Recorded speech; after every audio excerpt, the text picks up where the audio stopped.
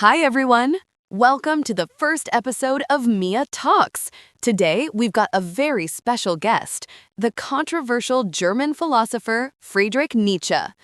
Our topic is one of the most famous lines in philosophy: God is dead. You might have heard it before, but what does it really mean? Let's ask the man himself.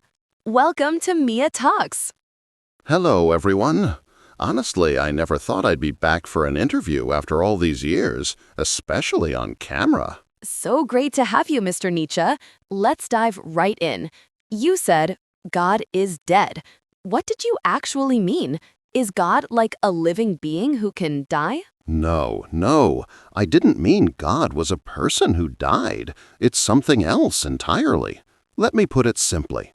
Imagine for 1,000 years people had a pocket watch that always showed the exact time. They planned their whole lives around it. Then one day they realized the watch was broken, just a stuck hand. Now they're lost, wondering how to live without it. God was like that watch for our world.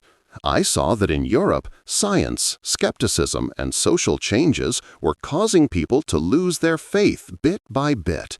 But they didn't know how to live without that faith. When I said God is dead, I meant the collective belief that shaped morality and meaning no longer works. That's fascinating. But let me play devil's advocate. A lot of people say your phrase means you are telling everyone God doesn't exist. Go be atheists. Is that true? Not at all. That's a misunderstanding. I wasn't trying to preach atheism. I was just describing the reality of my time. I saw that many people could no longer believe in God the way they used to. I was like a doctor reporting a diagnosis. Let me share a story. When I was young, growing up in a religious family, faith felt obvious. But later, as I saw science and philosophy explaining everything, and the church failing to give convincing answers, I realized many others felt the same, like the ground was slipping beneath them. I just put that feeling into words. Okay, here's a big question. If God, as you say, is dead, what happens to morality and the meaning of life? Won't people just descend into chaos without God? That fear is very natural. When our old watch breaks, everyone worries that time itself will get messy. But I say, it's time to build a new watch. What do I mean? We humans need to become creators of our own values. Before, we got our values from above, from religion or tradition. Now, we have to learn to create our own meaning. It's hard, but that's where growth happens. Think of it like this. Imagine a child who's always had their hand held so they don't fall. One day, no one's there to hold it. At first, they're scared, but then they learn to walk on their own.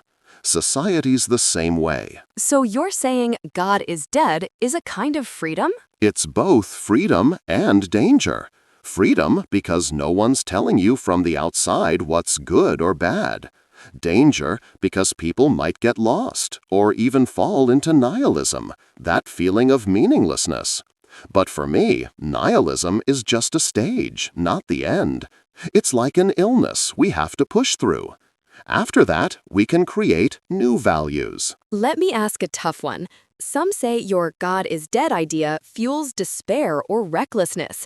Like, if there's no God, people can just do whatever they want. What do you say to that criticism? I get why they'd say that, but the truth is, I never said, do whatever you want.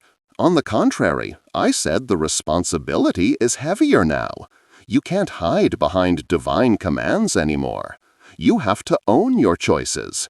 It's like driving. When there's a traffic light, you just follow the colors. When there's no light, you have to pay attention, be responsible, and find the right path yourself. All right, take 2 seconds to hit that like button so I can jump to the next question. Let me ask it this way. When you said God is dead, how did society react? How did people take it? Honestly, a lot of people thought I was celebrating, like I was bringing good news. But I was the opposite. I was warning them. It was like saying, hey folks, the building's pillars are cracking. Be careful before it collapses. Sadly, some only caught the headline, not the meaning behind it.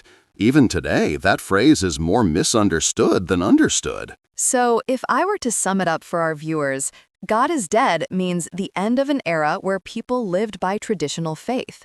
You warned that without God, there's a risk of emptiness and confusion, but also a chance to create new values. Did I get that right? Exactly. And I believe humanity's future depends on whether we can create those new values or not. Mr. Nietzsche, you say when God is dead, the old divine values can't guide us anymore.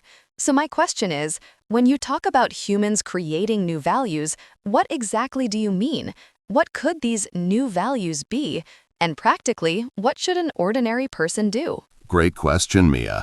Values are like a roadmap for our lives. When the old map, built on religious or traditional beliefs, no longer works, we have to draw a new one ourselves. No one hands it to us. We have to create it. Here's an example. Someone who always found value in obeying rules might now find value in creativity and building something new. Or someone who thought being good meant being humble could decide that being good means having the courage to pursue their own truth, even if others disagree. For an ordinary person, it can start small. Figure out what truly matters to you, not what society or family says. Then make that a guiding principle in your life. For one person, that value might be art and beauty. For another, knowledge and questioning. For someone else, courage to choose a different path. In simple terms, new values mean each person builds their own guiding light instead of living by the one they inherited from the past. One thing's still unclear. When you say humans should create new values, who's supposed to do this? Should every individual make their own personal set of values? Or is it more about thought leaders, philosophers, or even lawmakers creating new values for everyone else to follow? That's the core of it, Mia. I believe every individual should create values in their own life. It's a personal responsibility. If we just follow again, we're repeating the same old cycle. Some create and others obey. That said, philosophers, artists, or thinkers might be at the forefront because they're better at seeing new horizons.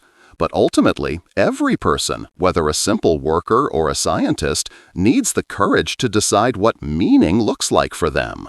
Laws might eventually reflect these new values, but if laws become rigid and disconnected from real life, we risk falling back into the same old traps. Simply put, it's a personal journey, but when enough people create and live by new values, culture and even laws start to transform. Change begins from within, not top-down. Thank you so much, Mr. Nietzsche. One final question. What would you say to our viewers today? I'd say, don't be afraid. It's scary when old pillars crumble, but that's where opportunity lies. It's your chance to build, to choose, and to give your life meaning on your own terms. Oh, and I've heard people say you talked to horses in your later years. Is that true? The famous Turin story. Yes, there's a tale that I saw a horse being whipped by its owner. I ran over, hugged its neck, and some say I talked to it. Honestly, it's become a bit of a legend. I've always been sensitive to animals suffering. If I did talk to the horse, well, what's wrong with that?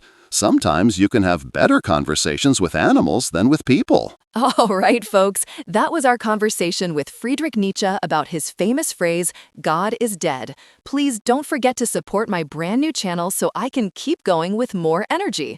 Make sure to subscribe so you don't miss our next interviews.